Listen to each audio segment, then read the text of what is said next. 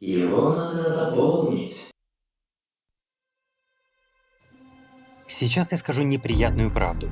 Семья, в которой вы родились, определяет вашу судьбу. Поэтому, если вы, как наш герой, родились в семье стэнфордских профессоров права, то будьте уверены, ваша жизнь будет яркой и неординарной. Кто не помнит, Стэнфордский университет – это кузница инноваций, из которой выпустились Сергей Брин, Ларри Пейдж, Питер Тиль, Кевин Систром, Дженсен Хуанг и многие другие международные предприниматели. Но Стэнфорд славится не только производством известных технологических корпораций, но и выпуском видных политиков. И это важный момент для нашей истории. Потому что мы не просто расскажем о том, как за пару лет бакалавр по физике занял 60-е место в Forbes с состоянием 26,5 миллиардов, создал третью по величине криптобиржу с оценкой 32 миллиарда, встал в один ряд с такими благотворителями, как Билл Гейтс, и организовал многомиллиардную аферу.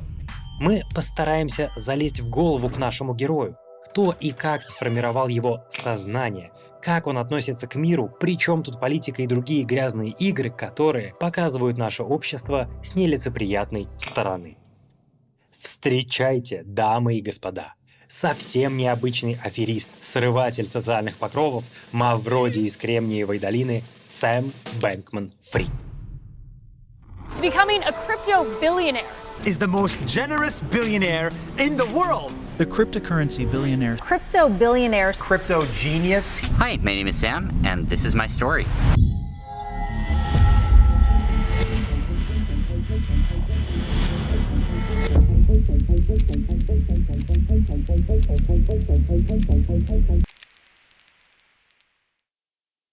Чтобы не вестись на разные финансовые пирамиды, нужно сформировать собственный ликвидный актив. А знаете, что у вас никогда не смогут забрать и что никогда не обесценится? Это ваши знания и навыки. Благодаря им вы сможете добиться успеха в любой сфере и обеспечить финансовую стабильность. Например, можно выбрать одно из направлений в сфере IT и начать в нем развиваться, так как спрос на айтишников только растет, как и их зарплаты, которые могут достигать 200 тысяч и выше. Чтобы не потерять время и деньги впустую, Skill Factory запустили курс IT-специалист с нуля. На курсе вы на практике попробуете 9 направлений в IT, выберете подходящую профессию и по ней продолжите обучение. В Skill Factory уверены, что практика намного важнее теории, поэтому вас погрузят в реальные проекты, чтобы на выходе у вас сформировалось портфолио. С трудоустройством поможет карьерный центр. А если не получите ни одного предложения по работе, то вам вернут деньги. И если подадите заявку на курс сейчас, то в подарок получите мини-курс по работе с нейросетями. Освоите главный навык 2023 года и станете еще более востребованным специалистом. Кликайте по ссылке в описании или переходите по QR-коду и регистрируйтесь на курс. А по промокоду MyGap45 получите скидку 45%.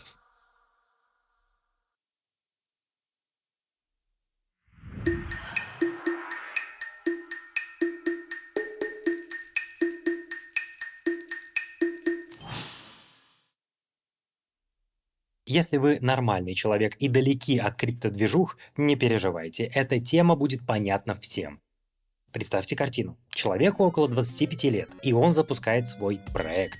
Через 2 с небольшим года проект является свету. Криптовалютная биржа, которая привлекла в 2019 году 40 миллионов долларов и получила оценку чуть более миллиарда. С самого начала эта контора развивалась семимильными шагами.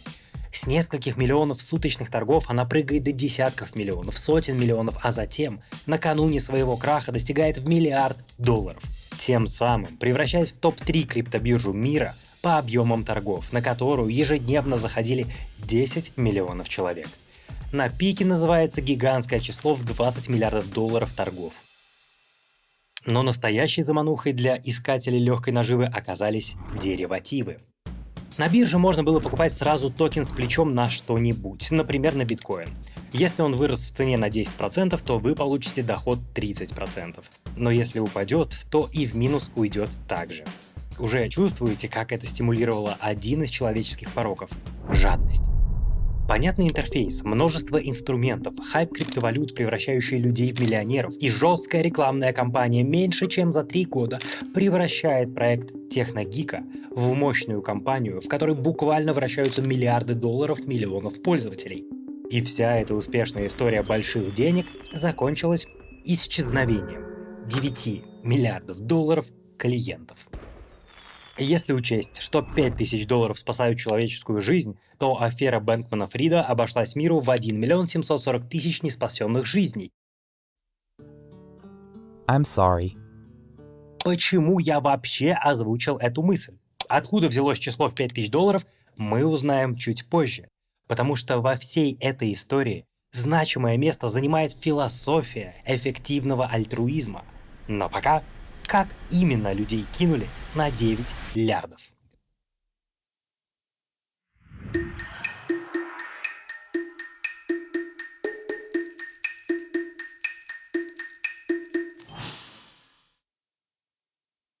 Если сильно упростить, то люди приходят на биржу, чтобы приобрести какой-то актив. Например, купить акцию, которая станет их. За эту покупку биржа стрижет комиссию от сделки. В реальности, с приходом интернета и деривативов все стало намного сложнее, но глобальная идея осталась. Биржа — это базар, который организует возможность для покупки-продажи и безопасно зарабатывает на сделках участников базара. Активы же клиентов хранятся в ячейках на том самом базаре, чтобы не таскать в кармане приобретенную акцию. И если мы представим, что вдруг все участники биржи прибегут и потребуют назад свои активы, то биржа спокойно их раздаст, и ничего страшного не произойдет. Страшное происходит тогда, когда без согласия клиентов биржа начинает использовать клиентские деньги. Да, вы уже догадались, вместо того, чтобы хранить 1 биткоин, купленный вами на вашем счету, и в случае востребования вернуть вам, куда укажете, и просто стричь комиссии на сделках, биржа FTX по своему усмотрению тратила деньги клиентов на элитную недвижку, инвестирование в криптокал и благотворительные проекты будущего. Схема великолепна, проста, отвратительна и мерзка одновременно. Вот есть биржа FTX, а есть ее сестринская компания Alameda Research, которая также занималась торговлей криптовалютой. Но это уже была не биржа, а частная торговая компания. Основатель и владелец – все наш главный герой Сэм Бэнкман-Фрид. FTX не имела возможности принимать деньги клиентов. Ей тупо для этого не позволяли открыть банковский счет, ведь банки боялись связываться с непонятной им криптобиржей. Поэтому клиентам FTX предлагали для пополнения их счетов засылать деньги напрямую в Alameda, в компанию, которая формально вообще никак не была связана с криптобиржей. Oops. Sorry. А Alameda, в свою очередь, вместо того, чтобы пересылать эти деньги в FTX, копила их на своих счетах, и в итоге долг компании перед криптобиржей достиг аж 8 миллиардов баксов. Почему криптобиржу не стесняла такая вот гигантская задолженность? Официальный ответ FTX звучит как: понимаете, Alameda нам в обеспечение предоставила очень качественный залог в виде суперценных криптомонет FTT. Кстати, если хотите, чтобы вам понятно раскидывали по финансам, то рекомендую подписаться на YouTube-канал Паши Комаровского и посмотреть его лекцию «Личные финансы для разумного человека». Ссылка в описании. В целом, можно попытаться сказать, что все было чисто. Но вот есть нюанс. FTT — это не доллар, это не стейблкоин, это даже не биткоин с эфириумом. Это криптомонет, которую выпускает сама же FTX. Значит, она с небольшой капитализацией, значит, цену токена легко рисовать.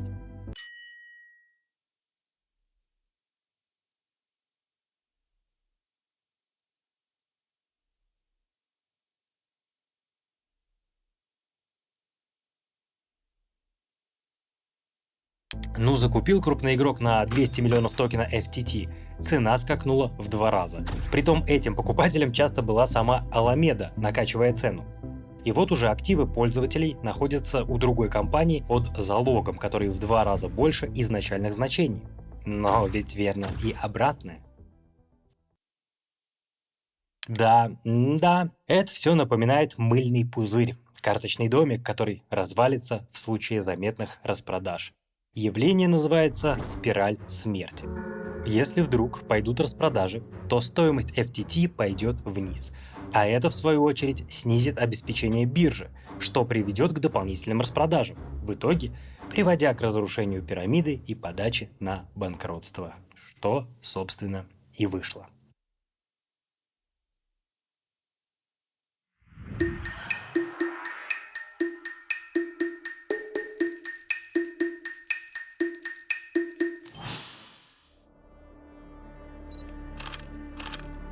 Вы, возможно, удивитесь, но первый импульс к крушению многомиллиардной криптоимперии дало не уголовное разбирательство или какие другие претензии властей. Всему виной статья на несколько абзацев, которая вышла 2 ноября. В ней говорится, что чистые активы Аламеды, сестринской компании FTX, процентов на 90 состоят из токенов FTT. Примечательно, что большая часть чистого капитала в бизнесе Аламеды фактически является собственным централизованно контролируемым и напечатанным из воздуха токеном FTX. Через 2 дня после этой статьи Чанпен Джао, глава криптобиржи номер 1, самый влиятельный инфлюенсер в теме крипты, очень крупный держатель фантиков FTT, публично заявляет, что Binance распродает остатки токенов FTX. Сам этот факт после недавней статьи очень сильно настораживает рядовых юзеров. В этот же день выясняется сумма предполагаемой продажи под $600 миллионов. Тут тоже интересный философский вопрос. С одной стороны, Binance открыто заявляет о грядущей крупной сделке, демонстрируя прозрачность и честность. Вон даже хочет размазать эти продажи в течение месяца, чтобы на рынок сильно не влиять. Но с другой стороны, Binance — это конкурент FTX, и сейчас самый удачный момент спровоцировать набег на банк. Ну, в данном случае набег на биржу. И если FTX не чиста на руку, то велик шанс, что спираль смерти раскрутится и конкуренту кирдык. И именно это и произошло. За 3 суток биржа столкнулась с беспрецедентным выводом средств на 6 миллиардов. Цена токена обвалилась на 90%. 7 ноября бедный Сэм успокаивает публику, что все хорошо, с активами все в порядке. Но затем твит удаляется, и через 4 дня FTX подает на банкротство, и день заканчивается прекрасным твитом самого Сэма. «Извините, я проебался». Так, состояние, которое оценивали на пике в 26,5 миллиардов, за 1 неделю упало практически до нуля.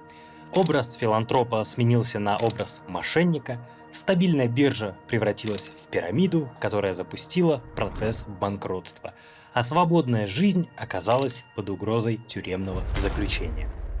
Но главный вопрос, как так вышло, что ему удалось создать многомиллиардный бизнес? Кто вообще ему поверил и кто вообще в него вложился?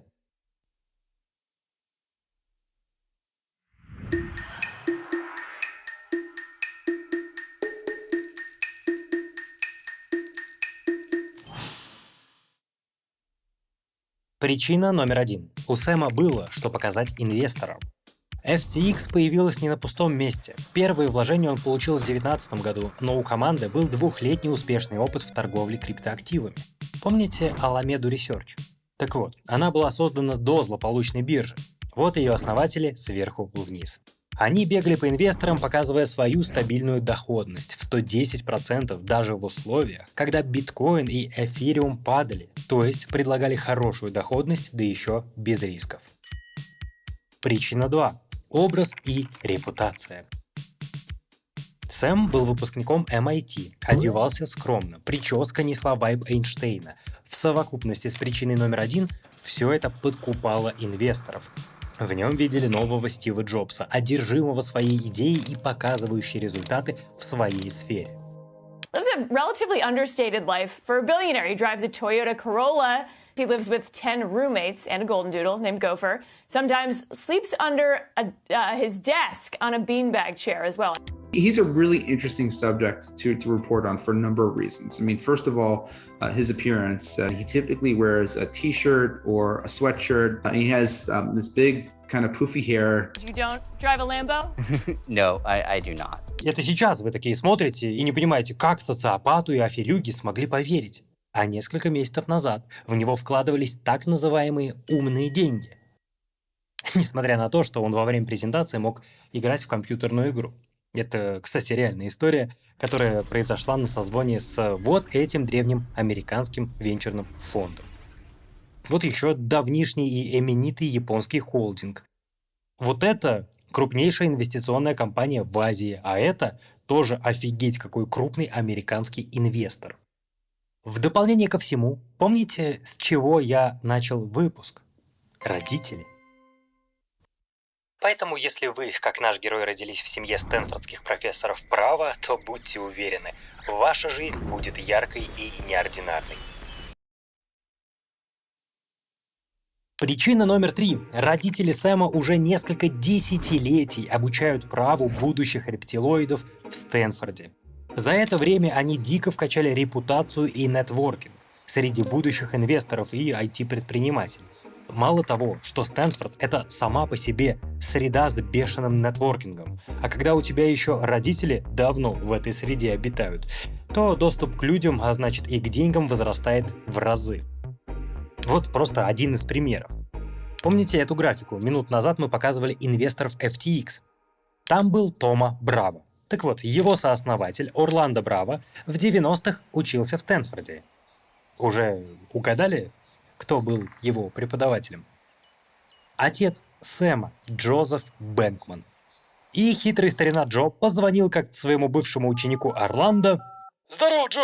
Слушай, у меня тут мой сынок решил заняться эффективным альтруизмом. Можешь наставить пиздюка на путь истинный? Как лучше все бабки-то донатить?» При встрече Сэм очаровал инвестора и в итоге, помимо философских наставлений, вложился в проект нашего очаровашки на 900 миллионов. Вообще, потом вскрылось, что Джозеф Бэнкман был главным советником Сэма. Серым кардиналом FTX, о котором общественность не знала, до судебных разбирательств. Старина Джо участвовал в запуске самой биржи, в создании токена FTT.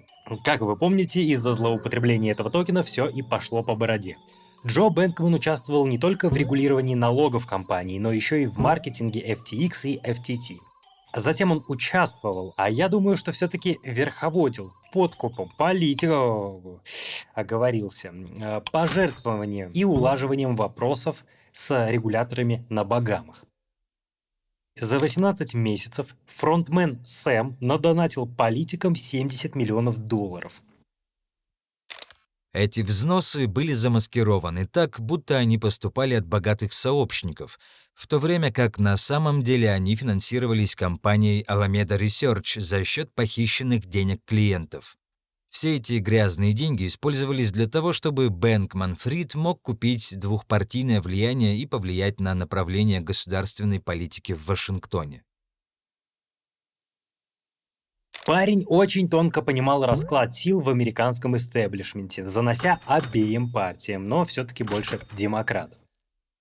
The media, journalists, they're treating him with kid gloves right now because look at his background. He was the second largest donator to Democratic candidates this midterm cycle behind George Soros. He's like George Soros light, and they're protecting him in... Сложно представляется, что все эти действия под силу 20-летнему задроту в шортах.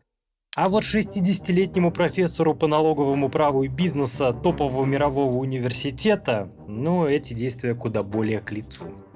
Дед уже познал жизнь, знает, как найти подход к разным влиятельным группам, как продавать товар массам, на какие стимулы можно надавить, да и за всю жизнь он нафармил достаточной репутации, чтобы эта история стала реальной.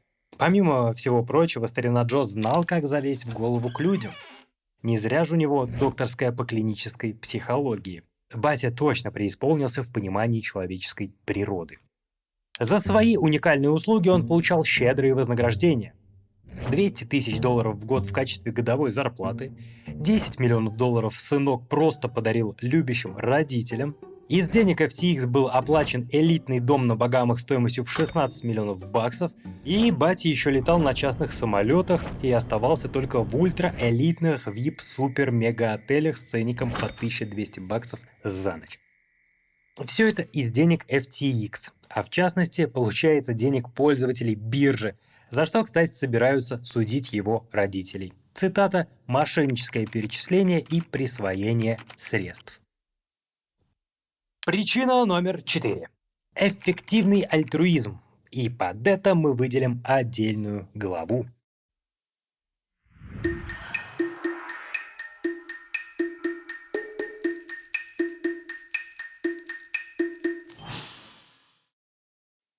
В 1972 году выходит эссе радикального утилитариста Питера Сингера «Голод, изобилие и мораль». Он заявляет, что у нас есть моральная обязанность помогать бедным до тех пор, пока мы сами не начнем рисковать чем-то равноценным и важным. В качестве подкрепления своего тезиса он приводит вот такой пример. Если вы проходите мимо пруда, в котором тонет ребенок, скорее всего, вы не будете переживать, что испачкаете свою одежду и броситесь ему на помощь. В этом смысле цена на химчистку равняется цене одной спасенной жизни. Следовательно, если вы тратите деньги на ненужные вещи, а значит не направляете их нуждающимся, метафорично выражаясь, на спасение людей из пруда, будь то близкого или далекого, то это равносильно тому, чтобы позволить ребенку утонуть ради счета из химчистки. Радикальный подход Сингера, ни копейки лишних трат, все бедным, понятное дело, не взыскал популярности. Но вот из его учения родилось современное движение богатеев-филантропов – эффективный альтруизм. И тут уже не обязательно тратить все, достаточно 10%. Но на этом концепция не заканчивается, тут много приятных деклараций. Например, богатые люди должны тратить на благотворительность максимально эффективно, используя научные данные. Ну, то есть поняли, да? Не просто альтруизм, там, бабушку через дорогу перевести, а стараться потратить свой доллар так, чтобы донор получил максимальный эффект. Например, этот доллар мог бы спасти жизнь человеку. И теперь вспоминаем про вот это. $5000 спасают человеческую жизнь. $5000 за спасенную жизнь. Такую оценку дает один из флагманов эффективного альтруизма, организация GiveWell. Получается, Сэм поступил не очень эффективно и не очень альтруистично. No, I do not. Есть и другая причина популярности этого движения. Дело в том, что в нем декларируется следующий принцип. Сначала добейся, а потом пизди. Сначала стань богатым, а потом уже помогай бедным. Донат в $5000 куда эффективнее приюту, чем твои 20 часов непосредственной работы там. Тут ведь же какая штука. Во всем мире не любят богатых. Вот вы любите? Ну и что все хотят ими стать? Пока не стали, не любим же. И тут появляется отличное объяснение для бедных. Ребята, я не для себя стараюсь. Я приверженец эффективного альтруизма. Чем больше я заработаю, тем больше я пожертвую, тем больше жизней спасу. Слышали про лонготермизм? Вот я им и занимаюсь. Думаю, на какие самые важные дела потратить деньги во имя наших детей и детей их детей. И вот обычные люди уже не так сильно ненавидят богатых. А богатые живут с мыслью, что не просто генерируют прибыль, а делают мир лучше. Все довольны. И вот и Бэнкман-Фрид сделал эффективный альтруизм частью своего имиджа. FTX создала фонд будущего, которые вкладывали в прорывные, иногда кажущиеся футуристичные проекты. $1 миллион на предотвращение пандемии, $1,5 миллиона для платформы быстрого создания нейтрализующих тел, 10 миллионов на разработку вакцины вообще от всех штаммов ковидов вот сразу. Но были и более приземленные и понятные. 5 миллионов на ИИ-прогу, которая делает краткую выжимку научной литературы. In the end, my goal is to do as much good as I can for the world. I got into finance in the first place to try and maximize the amount that I can donate. Do you have a sense of how much of your fortune you'd be willing to give away in the end? I mean, in the end, I think almost all of it, right? Like, Ну, как не любить человека, который живет скромно и старается изменить к лучшему будущее всего человечества? В движухе эффективного альтруизма состояло множество богатеев, ищущих способы стать новым Илоном Маском. О, кстати, хоть Маск и не состоит в этой тусовке, его поведение и достижения очень даже соответствуют принципам лонгтермизма. Эту книгу стоит прочесть, она очень близка к моей философии. отозвался Илон о книге одного из проповедников эффективного альтруизма Уильяма Макаскила, который, кстати, и затащил Сэма Бэнкмана-Фрида в тусовку богатых филантропов. И я напомню, отец Сэма позвонил бывшему ученику Орландо Браво, чтобы тот помог Сэму на пути эффективного альтруизма. А в итоге фонд Орландо инвестировал в FTX 900 миллионов. Движуха эффективного альтруизма была эффективным способом дотянуться до капитала. И все было бы прекрасно. И биржа бы до сих пор радовала своих пользователей, и проекты по изменению будущего продолжали бы получать финансирование. Если бы не одно «но». Финансовое мошенничество со стороны создателей биржи FTX.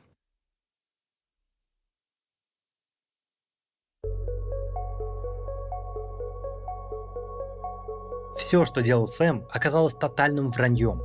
Бэнкман-Фрид оказался настоящим социопатом, скрывающимся за милой физиономией святого Дика, чтобы прокачать свою репутацию и заполучить чужие деньги. Для меня особенно интересным стала его переписка с журналистом Vox.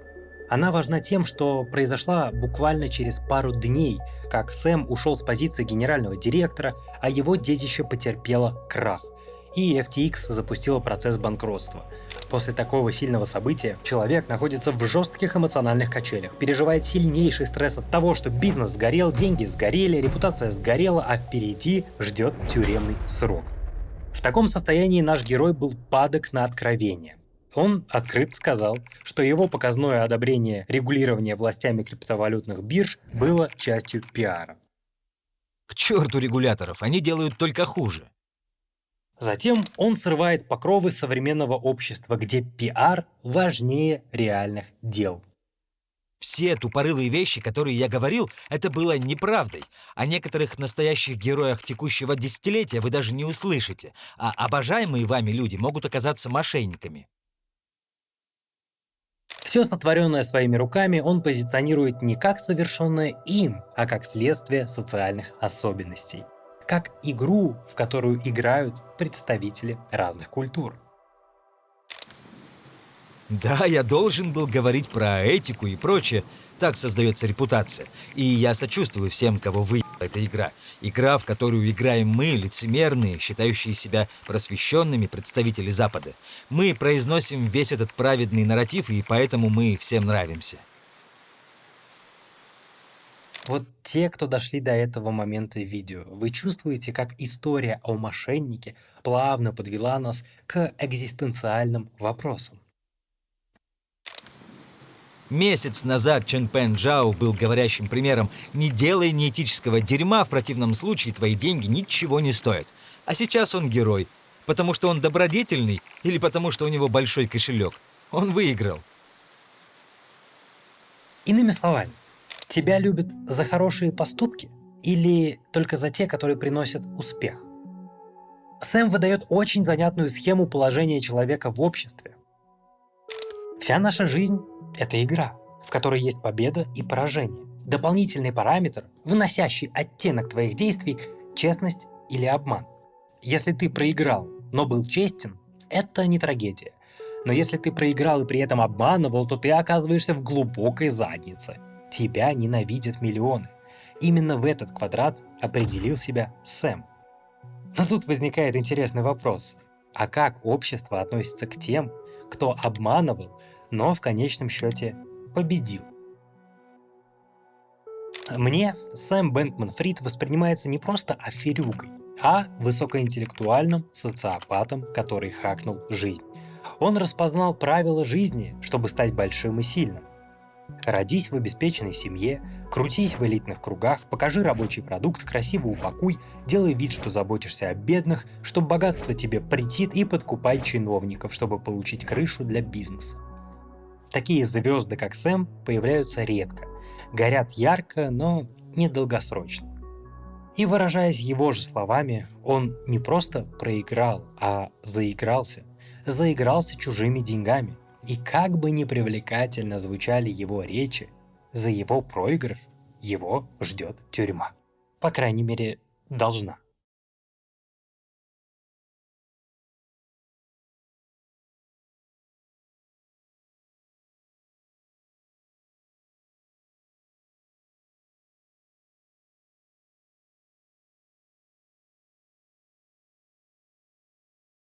Вы знаете, кому отправить это видео.